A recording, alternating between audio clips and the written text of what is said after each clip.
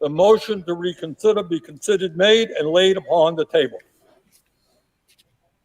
Is there objection to the request for modification? Object. Objection is heard. The motion to reconsider be considered All right. made So and what we laid. heard there was Bernie Sanders, putting forward a motion on the floor of the Senate in order to have the $2,000 stimulus check bill that passed through the House get a vote on the Senate floor, to which Mitch McConnell, as you heard there in that clip, objected. Now, thank you to anyone who's joining us. Please, if you haven't done so already, just hit the like button down below, subscribe to the channel, and share this out on social media. Thank you for joining us. What we're here to cover today is just, as you saw, breaking news just about less than an hour ago here. Mitch McConnell has blocked the motion from Bernie Sanders and the Senate Democrats to put forward a floor vote for a vote on the floor of the Senate for $2,000 stimulus checks to be included as a part of the COVID stimulus relief bill. Now, of course, Donald Trump on Monday, he came out and signed the COVID relief bill. So initially, Donald Trump had blocked that by saying that he intended to veto or simply not sign the bill. And in fact, not signing the bill would have been the more effective form of a veto for this bill. Why is that? It's what's known as a pocket veto. And what that is essentially, if the president refuses to sign a bill, you have these there's all these convoluted rules in Congress, but the rule says that the president is allowed to not sign a bill for 10 days. So, this bill has passed through both chambers of the Congress, the House and the Senate. It goes to the president's desk, as the COVID stimulus relief bill did.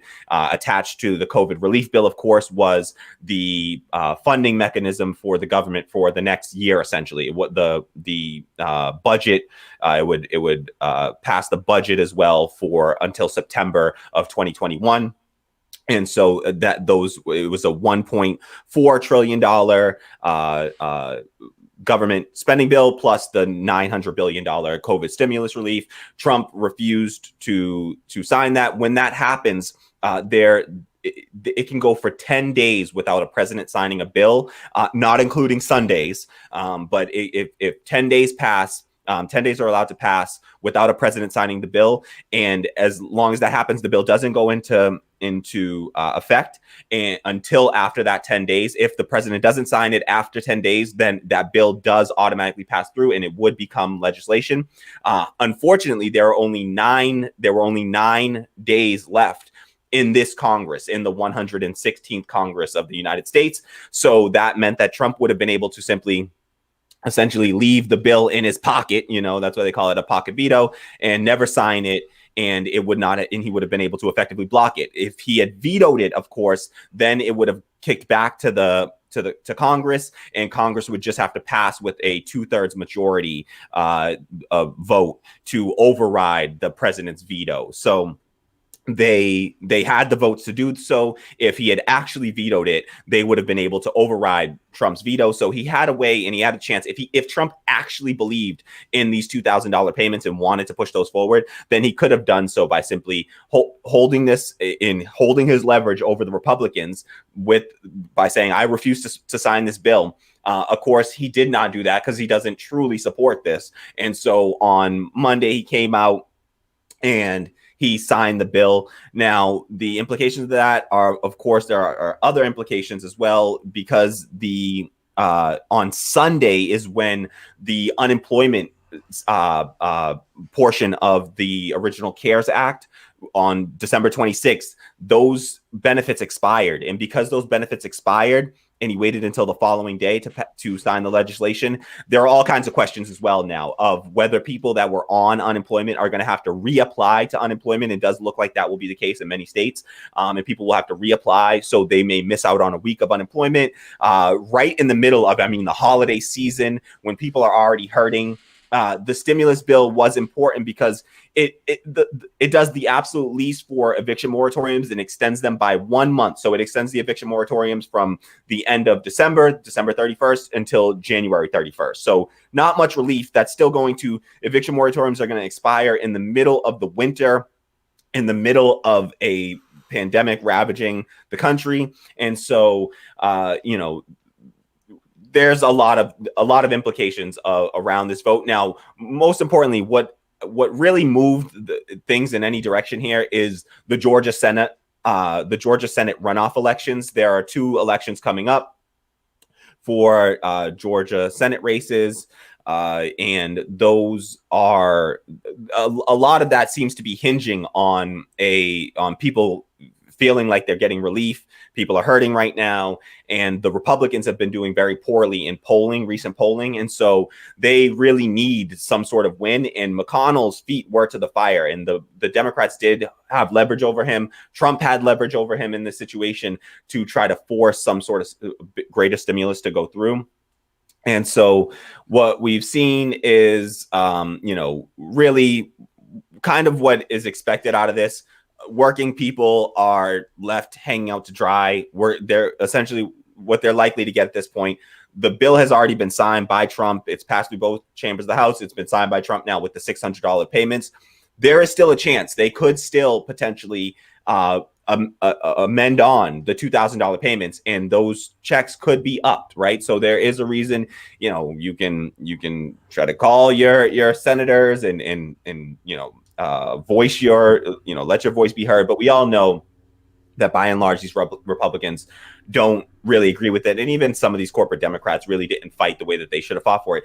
At this point, the conversation has been reduced down, sadly, to the point of just one-time $2,000 checks. And that's the best that we're talking about at this point, when really what's needed is ongoing stimulus. Like people in Canada, people in Germany, France, all across, Europe, all over, have been receiving monthly stimulus payments throughout the entirety of this pandemic. So it's a real travesty that here in the US, we got a one-time $1,200 payment at the beginning of the pandemic. If you weren't unemployed, if you didn't become unemployed, through some fault of COVID, then you've received one single $1,200 check for the past about 9 months at this point.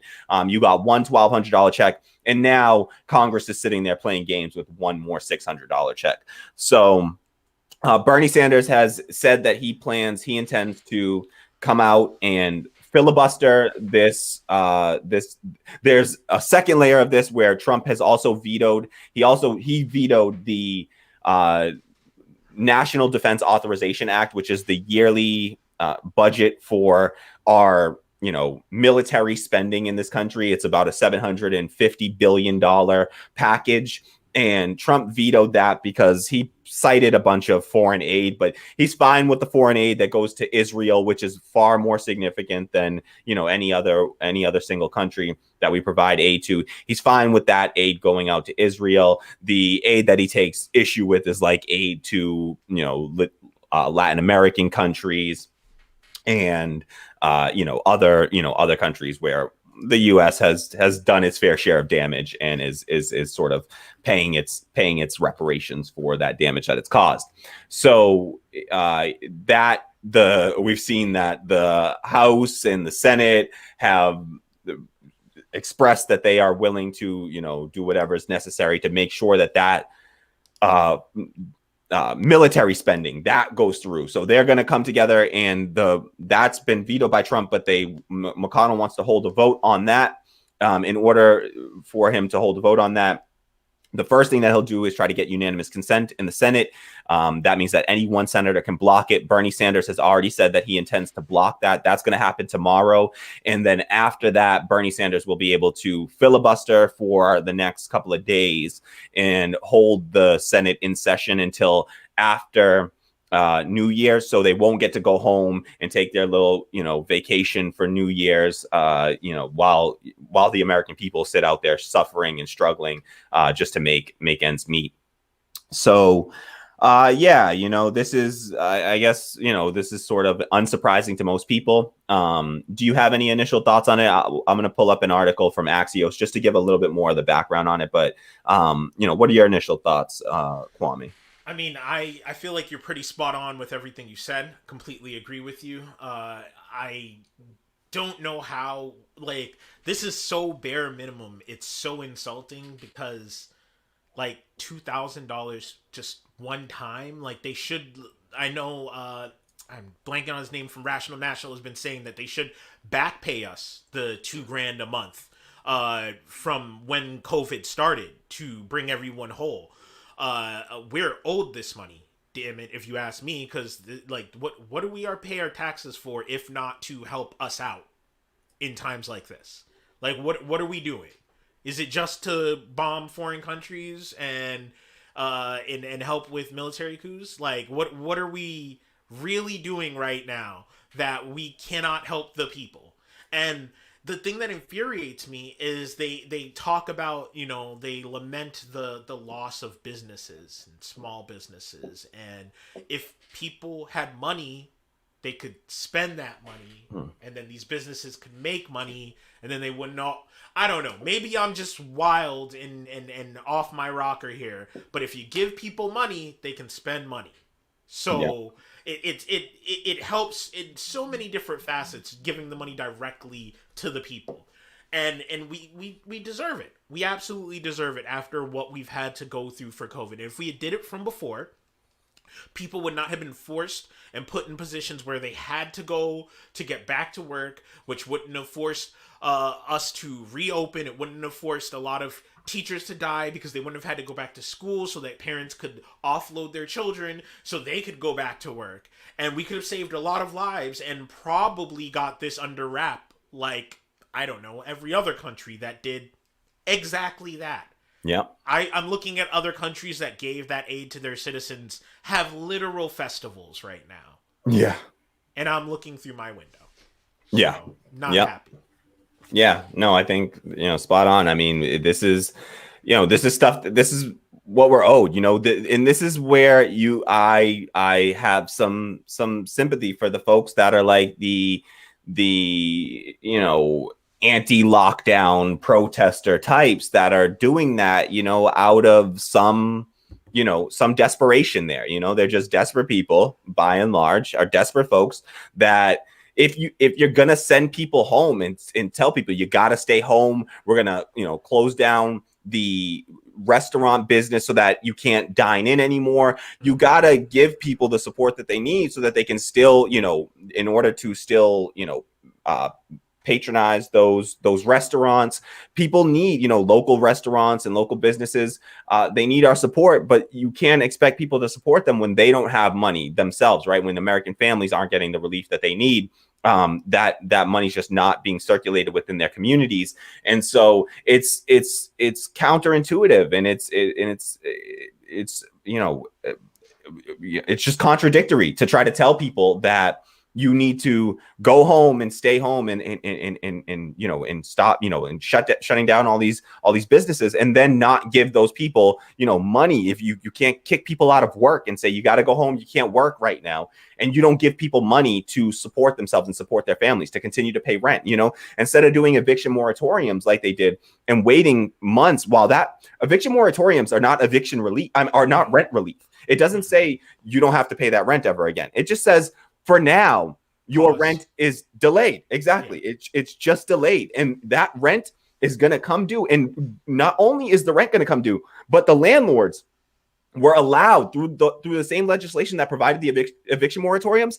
The landlords were allowed to assess penalties and fees on to tenants who were unable to pay their rent. So not only are you going to have to pay all the rent that was already due, but you may very well have to pay more than that when that rent finally comes due. And don't be fooled either. Many people have already been evicted during this crisis. Even with all of these eviction moratoriums in place, they put loopholes in there that said that as long as you evicted someone for a cause other than non-payment, then you could still evict them, right? So you could try to find and weasel around into other ways, whatever kinds of complaints or things like that, to try to weasel around those and skirt around those rules. And it has happened to people. And people have been getting evicted by the tens of thousands from their homes. We covered on this program they made a whole damn app for it, for a gig work to help evict people, to help evict your neighbors. The Uber for evictions, essentially. So, it's the. And I also, like, certain industries are just dying on the vine right now. Not just restaurants, like. Has anyone checked on theater? Improv groups? Like, there's a lot of musicians. Not every... Yes, a lot of people have shifted to streaming online, little concerts and whatnot, but it's not the same. We have a whole bunch of people. I mean, I know that this is going to fall on deaf ears because most of the Republican, the GOP types don't give a damn about the arts. They would gut the arts and anything like that in a heartbeat that doesn't involve a football in a second. Like in a second they would. But like, again, these are just more people who are just left with nothing, that weren't in the tech industry or any of these other businesses that could more easily pivot to a work from home. Yeah. And I think, there's other easy examples even outside of arts that are like that, where it's like, we know that the restaurant industry has been forced to do, for large, portions of this pandemic have been told you can't have indoor dining. That means that, it's all moved to takeout. And that means that the waiters and waitresses, that their salaries are based around receiving tips for a lot of them. They haven't been able to operate in the same way. Retail stores, these are non-essential businesses, essentially, but these people are, they're desperate workers. Another thing for the restaurants to take into consideration, while I do look at it as kind of a bright side, getting more options of places that are able to deliver now because of this. On the flip side, as we know from any time you read up on DoorDash or Grubhub or any of those third-party delivery apps, they often don't make a lot of money working with them. The fees, the overhead, like what they're paying to partner with them, they're not making as much. And I know before the pandemic, a lot of them were being forced to offer on DoorDash, not because it made them more, but to stay competitive. And a lot of time it was a wash, if not a loss, on what they were getting. So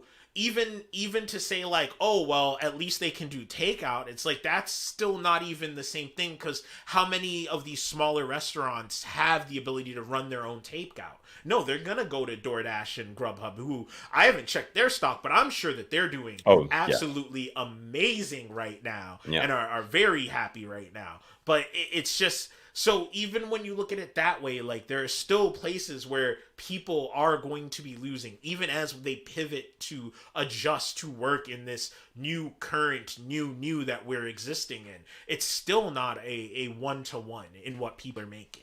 Yeah. And that's only to talk about the people that were already working. The thing is, we went into an economic recession. The economic recession started in February, as defined by the governing body that determines when economic recessions, that study these, evaluate it, and determine when the U.S. is in economic recession.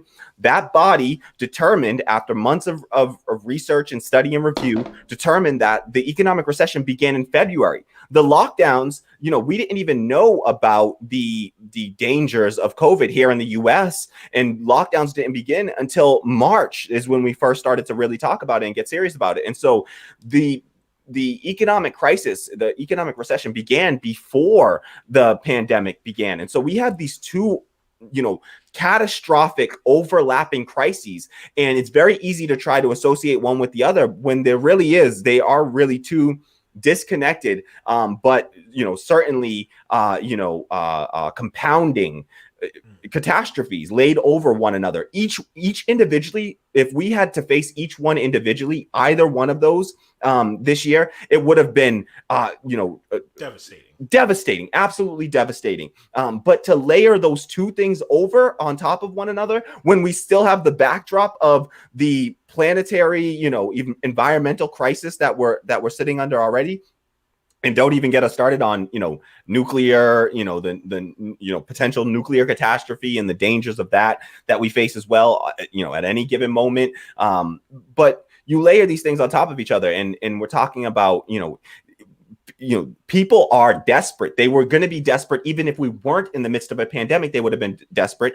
They would be desperate if we weren't in the midst of an economic recession and we were just dealing with the pandemic. They'd be desperate. But they're, those two things are overlapping right now, and it's crushing people. And some people were, and my point being there is that people were struggling since before this pandemic began. And so there's a whole bunch of people that aren't even included in this because they weren't working when this all hit, because they were already suffering. They were already the most marginalized. They were already the homeless and the working poor. Those people that are working 2-3 jobs and still struggle to make ends meet. And they were struggling before this thing began, and they're going to be struggling after. And we've done nothing to alleviate that pain. And this latest move from Senate Republicans and Mitch McConnell in particular is just one more attack on those struggling people, whether they're the working people or those who were already even worse off before that, and weren't even working. Again, those are who are mostly impacted by this weak stimulus, this essentially $1,800 for over 9 months of pandemic crisis. You're talking about less than, about $200 a month, less than $200 a month. We're approaching 10 months now. So you're talking about less than $200 a month for every, for families. Like, how do you survive? Who the hell can survive on less than $200 a month, or about $200 a month, even for any person? That is not a living, wage to be making. So people have been struggling. And one of our viewers here, Bruce Amos, points out that says that, but the 600 billionaires made $932 billion this year. And Republicans see this as a good year. Absolutely. I agree, Bruce. And honestly, there's a lot of corporate Democrats that see this as a good year, because they look at the stock market and they say, oh, well, the stock market's doing great. And, and the billionaires are, their business is booming. What kind of society makes, Jeff Bezos $100 billion richer in the midst of a pandemic? And Elon Musk, Jeff Bezos and Elon Musk have each gained about $100 billion each over the course of this pandemic. Meanwhile, Amazon employees have been dying at tremendous rates, and people are struggling and continue to struggle. And tens of millions of Americans lost their jobs, became unemployed, lost their health insurance, all in the midst of this, while making the billionaires richer. What kind of society? This is the system of capitalism. This is what it produces. And we got to get real about, how do we get help to people more directly? Because even when the masses of people, Republicans and Democrats, support stimulus. I mean, what's crazy is that Obama's former top economic advisor, Larry Summers, recently came out on Twitter and said that $2,000 stimulus checks are too much and that it would overheat the economy. And that's Barack Obama's, top economic advisor.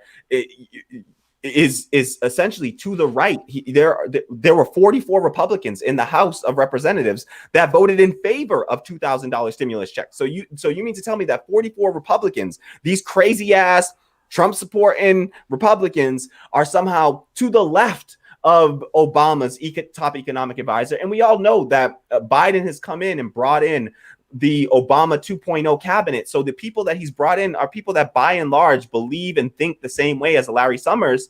And that's who we're going to be, that's who, this is going to be staffing this administration.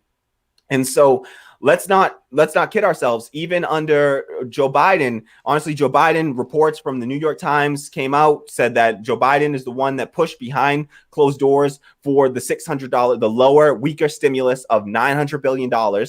Let's make clear, to go from $600 checks to $2,000 checks, the difference between that is about $400 billion. So for, if Joe Biden had backed the $1.8 trillion stimulus, there was more than enough money in a $1.8 trillion stimulus to provide $2,000, just a one-time $2,000 checks for Americans.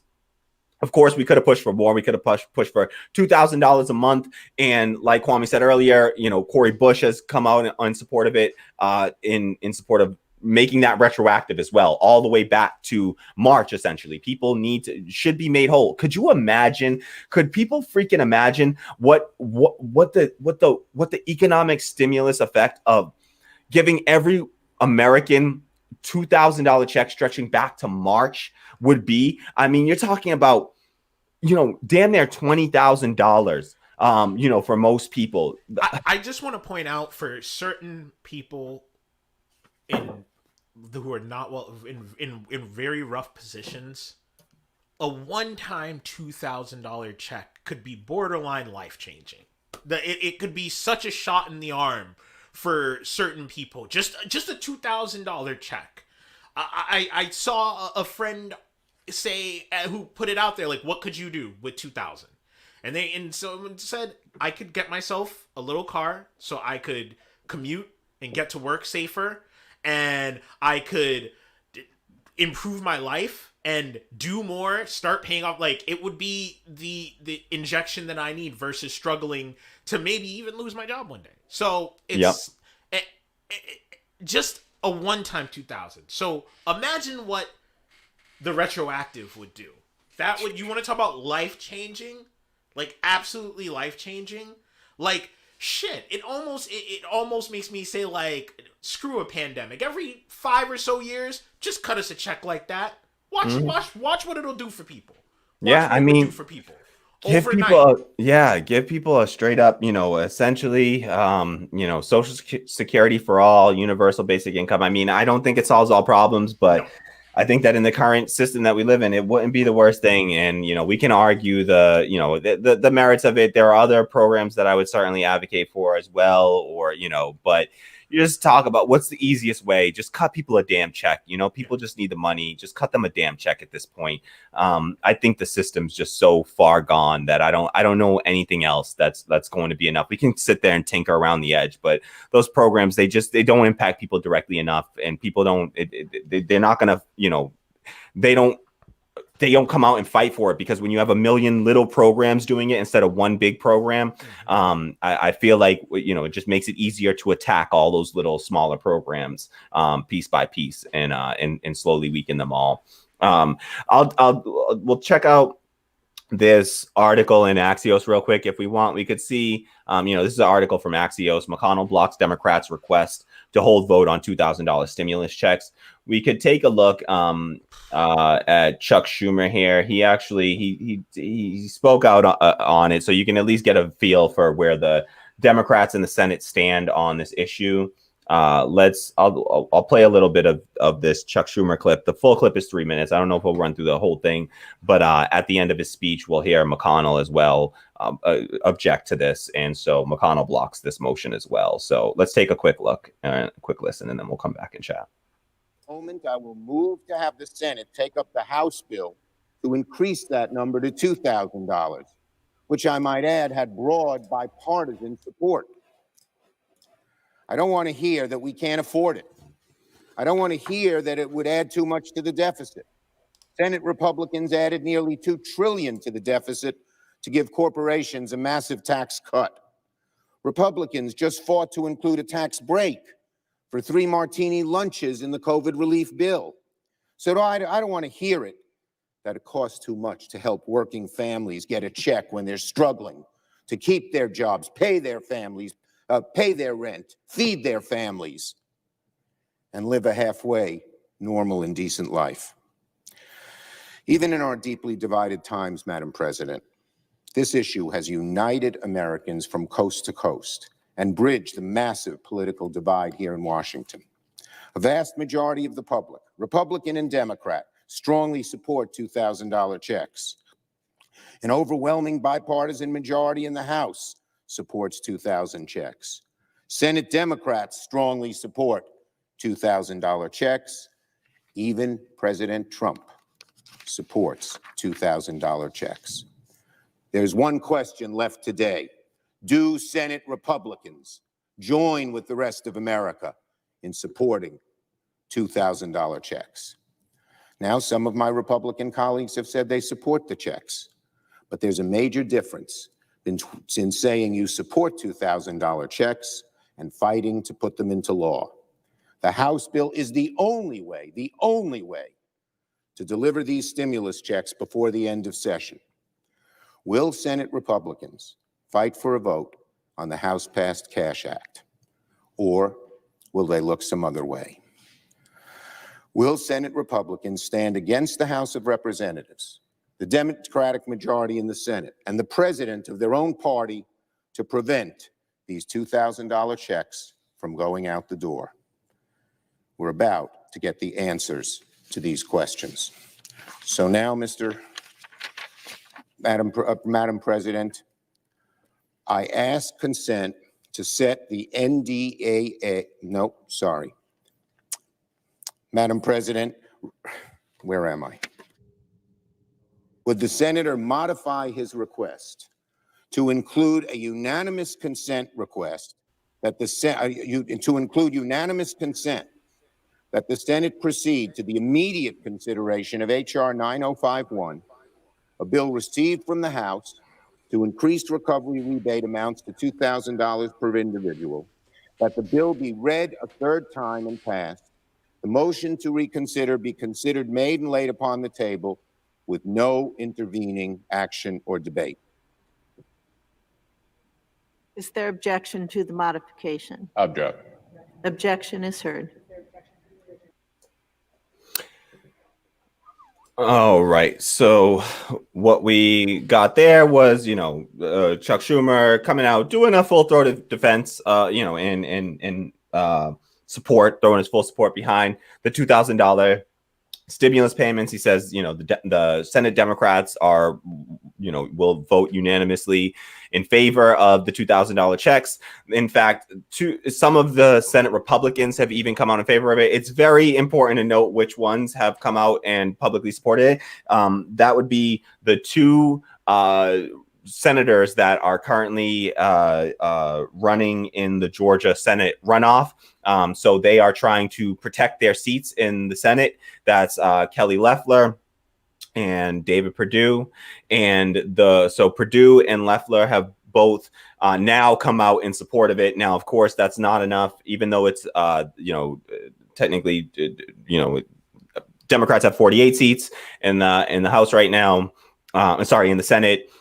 You would need at least 3 Republicans to get over 50%, but for this vote, they need over 60 votes. They need at least 60 votes in order to pass the legislation. They need a supermajority because it's not filibuster proof. And so, because the filibuster is still an option, they haven't used the nuclear option on those votes, and so they would need at least 60 votes. And so they need 12 Republicans to come over in support of it. So Kelly Loeffler and Perdue saying that they support this it's just a nominal support. They're not really fighting for it. They don't truly believe in it. They're simply doing this to pretend to score political points, because the reality is that it's popular. This is a popular thing even amongst Republicans, and they're acknowledging that this is popular amongst Republicans when they come out and they pretend to support it. All right. So what we're seeing is something that has popular support, not just from the Democratic base, but also from the Republican base. And this legislation is not passing. And that, folks, that is not democracy. That's not what democracy looks like, right? If we supported something, if the majority of people supported something, it should pass in a true democracy. What we have here is not true democracy. And we have the Republicans to thank in this case for, Mitch McConnell and the Senate Republicans to thank. And people should make them pay, honestly. They should, I don't encourage any working person to contribute money in that Senate race. Don't you dare waste $1 of your money on those Senate races. Let people come out and vote and support that way. Those people have all the backing they need from corporate donors, and those are the people that those politicians will be serving. Raphael Warnock, and John Ossoff are the two Democrats that are running in those elections. And they may come out and say they support the stuff all they want. And honestly, I'm glad, I want them to be in there so that we can have them on the record and have a Democratic majority in the House, in the Senate, and have the Democrats in the White House, so that there's no more excuse from these Democrats anymore on why their legislation's being blocked or they're not able to pass progressive legislation. So I want them to win.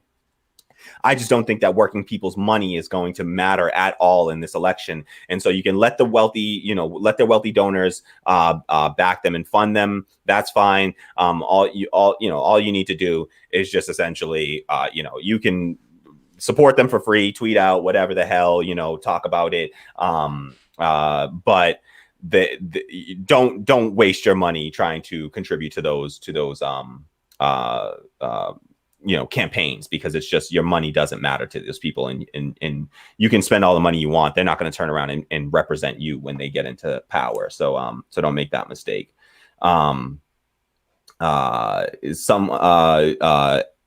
Abel Arellano says, this is true democracy. It didn't get passed the first time in our democratic process. No, I don't think that you know what democracy is, unfortunately, Abel, because what I call democracy, what I know democracy to be, is one person, one vote on all major decisions. All right. We all get together collectively. And if something has, in the way our democracy works, if something has 50% plus one support, all right, if you get 50% of people plus one more to support something, then that should pass in a democracy. Okay, so what we have here is go to the polls, check the polls. There is overwhelming support. All right, this $2,000 payments amongst the Democratic Party is like over 90% support that. All right, just a one-time stimulus. All right, even amongst the Republicans, it has majority support. Okay, so across the American people, you're talking about a vast majority of the American people, independents, Republicans, and Democrats, support this. All right, so if we had a democracy, in a true democracy, when the majority of people support a policy, that policy would pass. That is democracy. Okay, that's how democracy works. What you're talking about is known as a republic, when we then have we have to abstract that out one layer and say, oh no, we're going to vote for people that will go and represent us, and then we're going to allow them to make decisions for all the rest of us. That's a republic, no longer democracy. It's a form, sure, it's a form of democracy. It is not a true democracy. It is not a direct democracy. It is not the kind of democracy that we support here on the show, the radical democracy that we're talking about. So no, Abel, I vehemently disagree with you. We do not have a democracy here. What you're describing is not democracy. That is the opposite of it. These people do not represent us. They are not representing the will of the people. I don't know how you consider that democracy. That's authoritarianism. That's a small handful of people making decisions against the interest of the rest of us. All right, against the will of the rest of us. That's not democracy. All right, when the minority of people can make decisions for the majority, that is not democracy. Okay, so don't be fooled, Abel. All right, do not be fooled by this. This is not democracy. All right, you want to see real democracy? Look at what Libya was before we went and we destroyed them. All right, go look at what Libya was doing before we went in there and we bombed the shit out of them and killed Gaddafi. All right, that's what democracy looks like. Sadly, pathetically, that's a realer democracy than the democracy that we have here. So yeah, that's what democracy looks like. Show SQ says, Shoe SQ says, so the $1,600 is off the table. No, it's not off the table completely at this point. Shoe, I don't know if I'm saying that right. Sorry about that, but it's not completely off the table.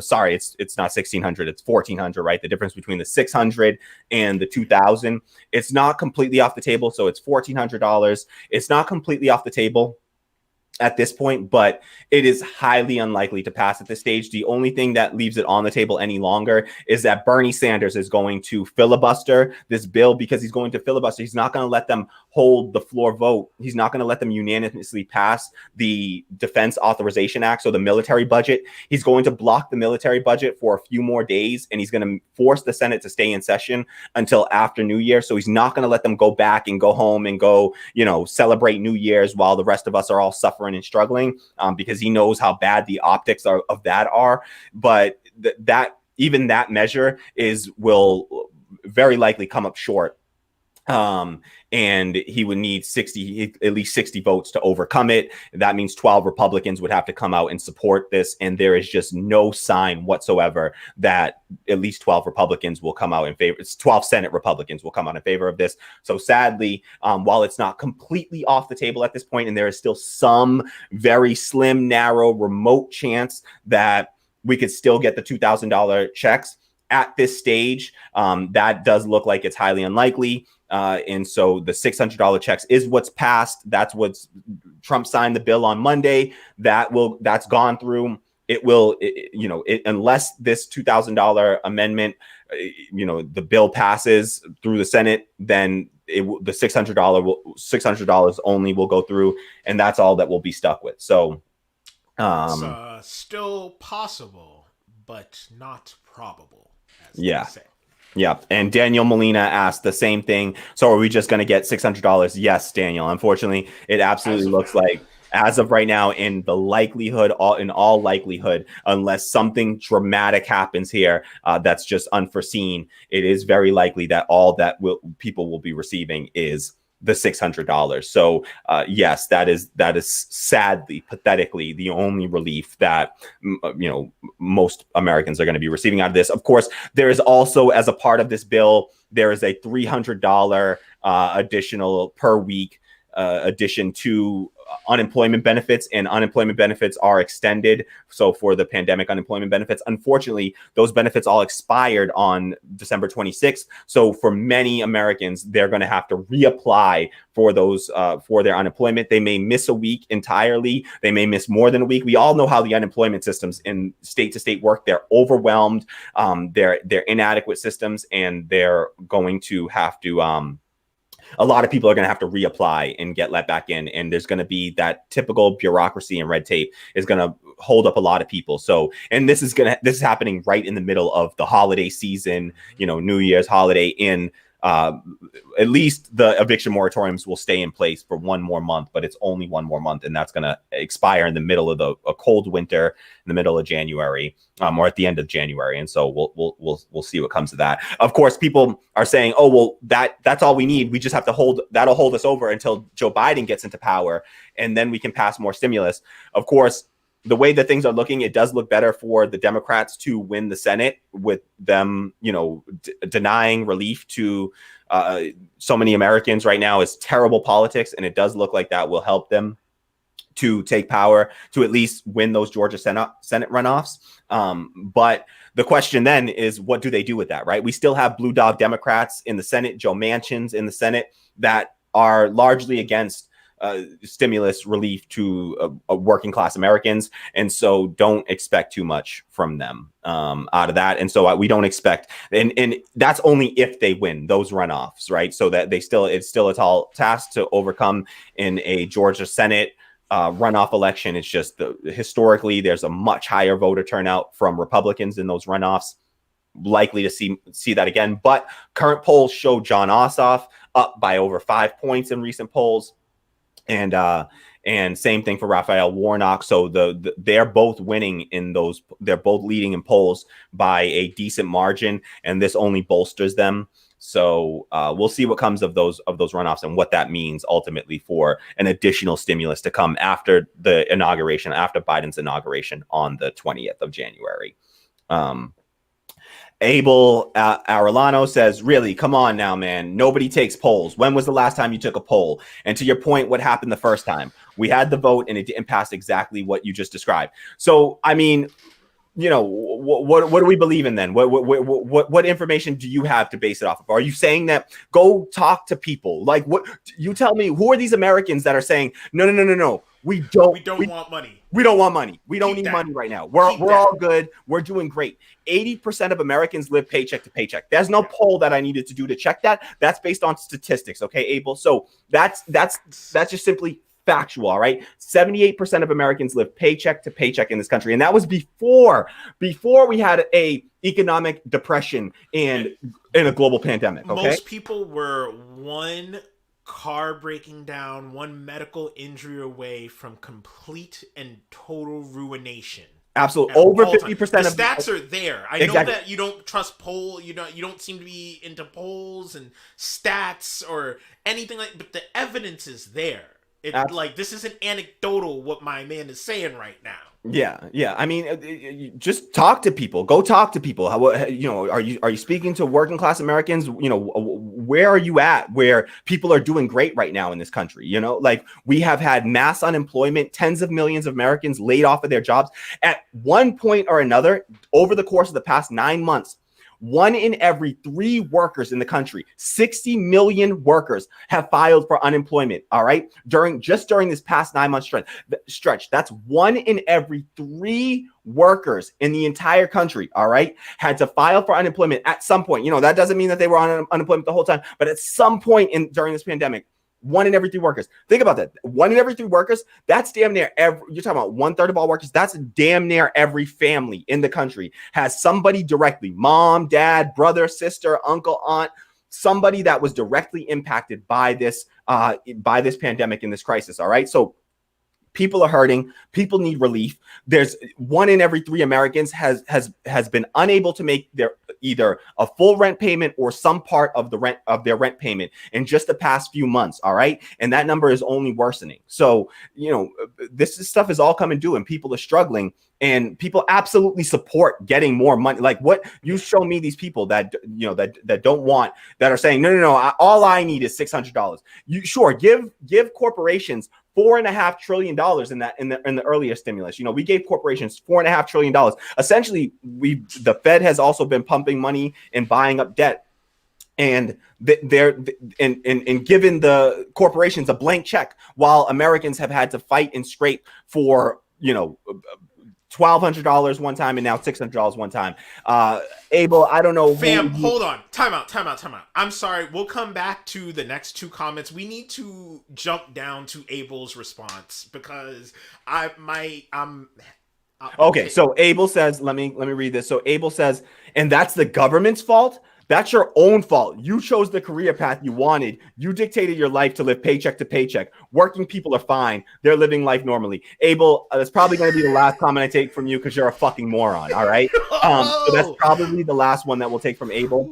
This is worse than pull yourself up by the bootstraps. No. You tell me whose fault it is, Kwame. Whose fault is it that literally all of the restaurant industry, right? The whole rest, they should have all chose a different job. They should have all chose a different job. The airline industry, transportation, retail services. You mean to tell me that all of those people, which you just named the majority of Americans, okay, this is the majority of people in the country. You're saying that they just made a bad choice? What do you think working class is? What do you think? Do you think working class is just people who currently have a job? Because in that case, then maybe they're doing fine. And even then, they're still not. But that's not what working class means, fam. Yeah, and I don't know who these working people that are fine are, because the working people, if you're an essential worker, you've also been risking your life more so than any other person in this country. You've been forced now to risk your life at by and large, no additional pay. All right. You've been tasked with risking your life in the midst of this. All right. I never went into lockdown because I was deemed an essential worker. I worked until I left to go out to have my child. I worked every freaking day of this pandemic. My emergency pay that they did ended 3 to 4 months ago. Yeah. All right. So it wasn't even enough to really be worth the detriment that this did to my mental health. The risk that I took on to do this and go out and work with people as the working class, someone still working who worked through this whole pandemic, Abel, kiss my black ass. Yeah. So, this is Abel's clearly, this is the right wing mindset where, I wonder what you do for work, Abel, where your mind's at, what would put your mind there? Dave DeCenzo says working class people weren't even fine before the pandemic. Exactly. Like this idea that they're somehow fine in the midst of a pandemic and an economic depression. I don't think that Abel understands what we have already been declared in a recession. All right. Tens of millions of Americans lost their jobs. All right. They've become unemployed. We've had historic unemployment. We've covered it on the show. We did segment after segment after segment covering the historic numbers. Every single week, we get a historic level of new unemployment claims in this country. All right. Worse than the worst times in the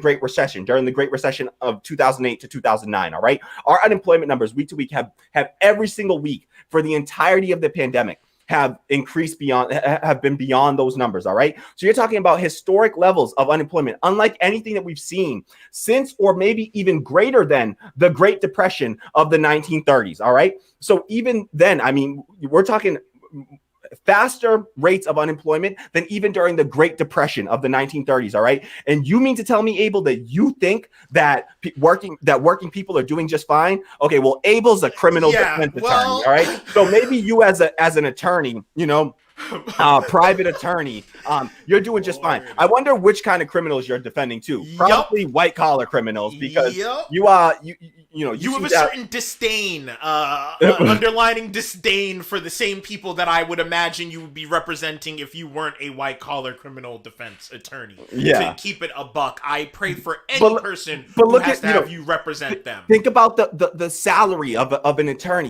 Here, and look at this is the disdain. This is the contempt that these people have for true working and poor people in this country. All right, this is the disdain, and these are the people that are the policy makers and the people that have benefited from working people. And then you turn around and you spit in their face and tell them that they're doing all right. You're not listening to a bunch of working people. You're ignoring the fact that you're talking to a bunch of working class people who are telling you right now that not only are we hurting, but everyone around us, families, everyone that I can think of, is hurting in some way right now. So it just blows my mind, the disconnect that somebody has to have to say that working people are doing all right now in the middle of a recession and a pandemic that has locked down half of the country, where 315,000 Americans have already died. All right. That's worse than all the Americans that died over the entirety of World War II. All right. We have already lost more Americans than that. All right. And so you tell me how that's, how people aren't struggling at this point. Sorry. It's our own faults because we all didn't become criminal defense attorneys, because that's such a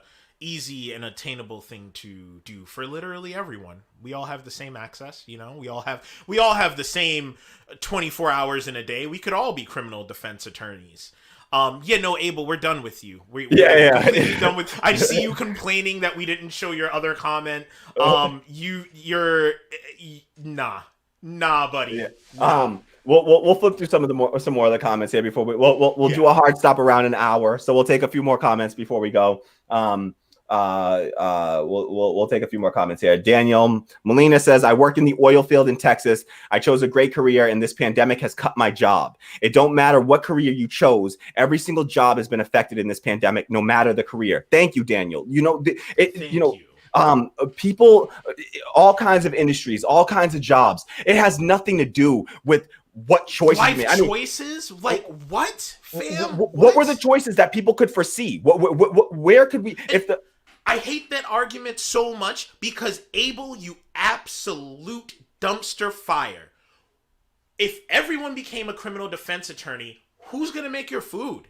Yeah. Who's going to work at the store? Who's going to sell you that cell phone that you smugly type that bullshit comment on? Yeah, but people have to work in every job. Yep. All right, so I'm confused. Do you just you want everyone, if they're not a criminal defense attorney, they made the wrong choices in life? This thought process has never made people should not have to struggle no matter what their job is. If they work, they should be paid a fair wage. Yeah, people shouldn't even have to struggle. And let's be real, they weren't making a fair wage before, right? Yeah. What about disabled people? People who aren't able to work. Absolute fart knocker. I want to insult you with way worse words, but I'm not gonna go by all means right now. So the best I'm gonna say my good shit for someone worthwhile. You get fart knocker right now.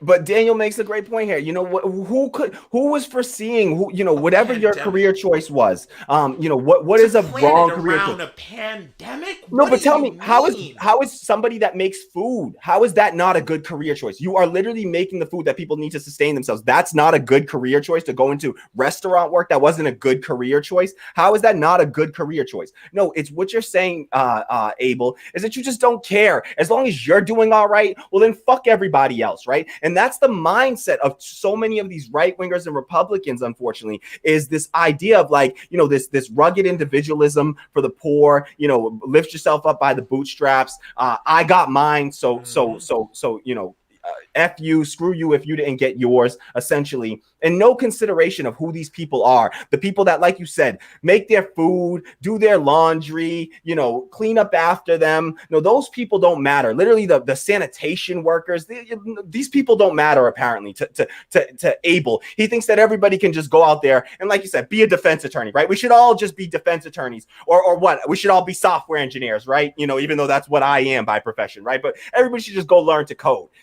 That's Daniel. I'm sorry, that's Abel's sort of mindset of everybody just go learn to code. Fuck the oil field worker in Texas who they claim to give a damn about. They always talk about like the coal miners and the oil workers. Come on, that's a booming industry, right? Why would that be a bad career choice? These are the same people. So like, fuck the people who decided to go work in Broadway.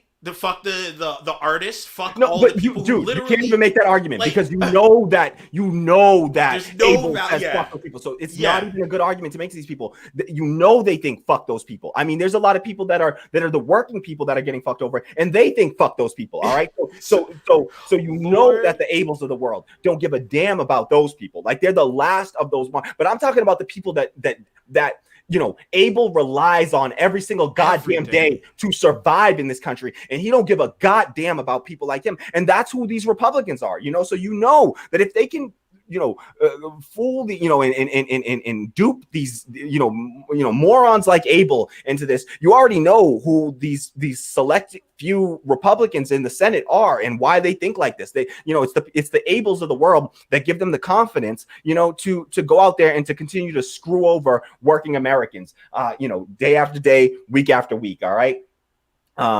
Daniel Molina says, Abel, what you need to understand is, yes, those jobs are opening and working, but do you know how many of those fields the hours have been cut, days have been decreased? Absolutely. These are not, there's just less work to go around right now. All right. And it's still a pandemic. Like, people are still dying. It's still highly, highly dangerous. Like, I'm glad that I'm still in a position where I can work and put food on the table, but also at the same time, that is at the expense of my safety every time I leave the house. Yeah. So, and that's the case for all essential workers. And we covered stories on this, early in the pandemic where essential workers began dying off first, and through the course of this pandemic. And how do you account for that? What's the price of a human life? All right. So that's what we're up against. And Daniel makes a great point that these hours have decreased. People aren't even getting 40 hours anymore. That's just a reality, is that hours have been cut, pay has been cut, benefits have been cut, because they know that they have more unemployed people to pit against people, to say, to threaten people with, to threaten the people that still have their jobs. They say, listen, if you don't do the work, don't worry, there's some desperate person out there, more desperate than you, that will come in here and do this. So you're going to accept lower hours, lesser hours, lower wages, lesser benefits. And if you don't accept it, then we'll find somebody that's more desperate than you that will accept it. All right. And the reality is we got up over 15-20% unemployment rate. At one point in this pandemic, over 1 in every 4, workers were out of work and were unemployed. I mean, that is depression level unemployment rates. How do you turn around and say it's your fault that it was the government that came in and shut everything down and said, we're closing down. It is illegal. We are outlawing, these restaurants, these retail stores from opening. How the hell do you say it's your fault as an individual worker who has what is your power in the economy to what? Create your own job? Do you have the power? Sorry, that's not the reality. The reality is that most workers the only value you have is your value to sell your own labor. All right. That's the only good that you have to trade is your own labor. And you are susceptible to whatever the whims of the corporations that are out there and available with openings are. All right. You weren't the one that decided what the business was going to be. You don't have any say over the day-to-day business. You're just a worker in that. You're just a cog in that machine, and you have no power in there whatsoever. But somehow it's your fault if you happen to be stuck with Amazon being the only employer around where you live, or Walmart, or whatever the case is. This dude doesn't even fully grasp what a true democracy is. So I could see how he would maybe think that that's fair and people's faults. I don't know. Other people seem to have some thoughts for our buddy right here. This was a good one. Abel, you're in here wondering about free stimulus money just like everyone else. High and mighty. Thank you. I appreciated you pointing that out for us, fam. I know. Yeah, exactly. Talking about like how we're out here, because Abel said earlier, we're out here not working, and talking about this at noon on a Tuesday. No, sorry, Abel, but this is our job. All right. This is what we do to try to earn money. Right. Okay. We're trying to survive through a pandemic. This is what we do to try to earn money, to try to build a proper democratic media that will bring truth to the people. All right. And that's what we're building right now. So you shit on the working people that are just doing the jobs that are available to them. You shit on the people that are trying to be entrepreneurs.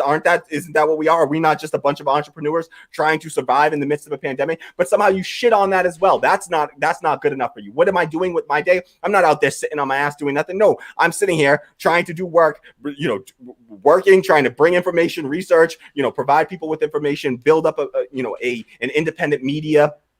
And still, that's not good enough for the Abels of the world. We have to be, apparently we all have to be criminal defense lawyers, or we're all morons and we're all idiots, and we deserve to suffer. All the working Americans right now, unemployed, you deserve to have lost your health insurance in the middle of a pandemic. Somehow it's your fault and you deserve that, according to Abel. Fam, this is our bootstrap, and we're going to use it to beat you upside your ignorant ass head. Absolute buffoon. Yeah. Abel is trying to defend himself in the comments here. Abel says, I applaud. Thank you to court for the everybody. morning. Your live was under Senators Talking. So I clicked on it to check you guys out. Oh, well, thank you for checking us out. We appreciate it. While you're at it, why don't you go and support us, since you are doing so good and you got all this money and you're just falling out of control. You're doing so well. There are links in the description box, Abel, to where you can support the show, because you got all this money and you're doing so well. Just give some to us poor, broke people, since you're just doing great. You got all that you need and you got an abundance. You can throw some over here. All right. So hit that link in the description box down below there, Abel, and throw us the money where your mouth is. Exactly. Baller. You doing so good. Exactly. And apparently you can, pop on here. Your job allows it, but somehow you assume that we don't have jobs that would allow us, because I do also do part-time work, and Kwame is also an employed person. All right. Fully time employed. I literally just said that I'm out because I just had a kid. So yeah. So I mean, literally, Kwame is fully employed right now, and is he's an essential worker that's been working through this entire goddamn pandemic. And the only reason that he's around right now is because he just had a child. And right now, what he should be doing is being able to focus entirely on that. But he still has to try to build something up in the meantime, because even a person fully employed in this society still needs to try to look for supplemental forms of income. And so here Kwame is having a newborn child, literally days old. And I'm spending my time with you, Abel. So, hey, as an essential worker who's actually done shit this whole pandemic, you're welcome, Abel. Yeah, you're welcome. Absolutely. And that is the last we will mention you, my friend. Yeah, we're done, Abel. Goodbye. We're done. We're done. So, thank you for that, though. Daniel says, good for you, Abel, but let the court shut down. Let the courts not be open, and see what you can do after that case, what career you can use after. Yeah. And trust me, Daniel, under the system that I want, we will take away punk ass. Sorry, let me try not to do ad hominem, but we will take away Abel's jobs through, a proper. We need to decriminalize all drugs in this country, decriminalize sex work, and then let's see how many criminal, cases Abel's got to go, to go be funded on. All right. So if we had some decent laws in this country that didn't attack, working people for just trying to survive, people, selling weed, people was illegal. And now we doing that. That's a $1 billion industry now, right? Well, it'll only be so long before it's cocaine and ecstasy and mushrooms and all these other drugs being sold, legally and on the markets, and all these people that are currently being, that are clients of Able. He won't have all those clients anymore. All right, and then we'll see what Able does when all those clients disappear, when our legal system isn't so disgustingly racist and oppressive. And then we'll see how Able, fares then, and if he's still saying that, fuck all the working people, people don't need money right now. So struggling people right now, unemployed people that aren't even able to work. They don't need any support. They don't need any money. They don't need eviction relief, rent relief. They don't, we got people, look at the bread lines, look at the food bank lines in this country right now. All right. We always talk about under socialism, the bread lines under socialism. Look at what is going on around the country with food banks being overwhelmed in places like Texas and all over the Midwest. And, this isn't just like the coastal cities and things like that. This is all over the country that people are suffering right now. And it's deeply insulting, Able, for you to look down your nose at those people and say that they're doing just fine. Shows your disconnect from working people and the people that you seemingly would be tasked with representing, right? You don't even understand. That's it. That's why he wants people to break lockdown. He's trying to get more work for himself. I got you, but I see what you're doing, buddy. I see you. You slick, Able. You slick. Yeah. All right. So, you see, Able just keeps going in the comments. I won't even pull him up, but you see, Shu sees it. Notes that Able is jealous of the platform. He clearly is, and you can read through the comments. We're not going to give him any more airtime here because it's seemingly a waste of time here. But clearly, we're doing just fine. This is absolutely a sustainable source of revenue. It is for all the corporate media outlets, CNN and MSNBC, they're doing just fine. All right. And there are plenty of independent media outlets that are doing fine and are sustainable. So the idea that this isn't a sustainable business, I don't want it to just be seen as a business, but actually as a public service. That is what we're trying to do, and building a democratic media, and it absolutely is sustainable and will be sustainable. We don't. No concern with folks like you. We'll just keep doing what we're doing and going to the people for the support that we need. So shout out to everyone that has joined in and has commented today. We really appreciate it. We got some other topics that we're gonna have to get into later, and we'll be doing some more clips coming up. But I think, do you have any last thoughts that you want to share before we sign off here? I feel like I've said what I needed to say. In closing, I do not like you, Able. That's my last final thought. You are not a nice guy. You are a poo-poo head. But in all seriousness, thank you everybody who tuned in. Thank you for your dope comments. And thank you for having me. I always love it anytime we can collaborate on here. And yeah, that's it. Yeah.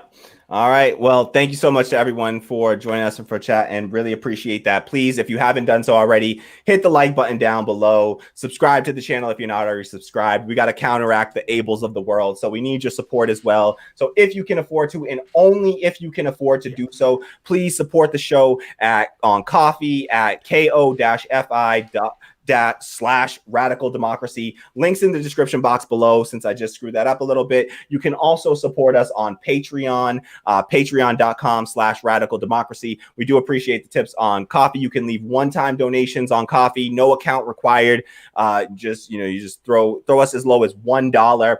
Your support is deeply appreciated. We are just trying to sustain, but we understand that people are struggling right now and might not be able to afford it. So only do so if you can afford it. Don't worry if you can't. If you can't afford to, just hit the like button and share this video out. All right. Subscribe to the channel. We appreciate your support. Come back, join us for more discussions like this. We appreciate all of you for joining us, and we will see you again soon. All right.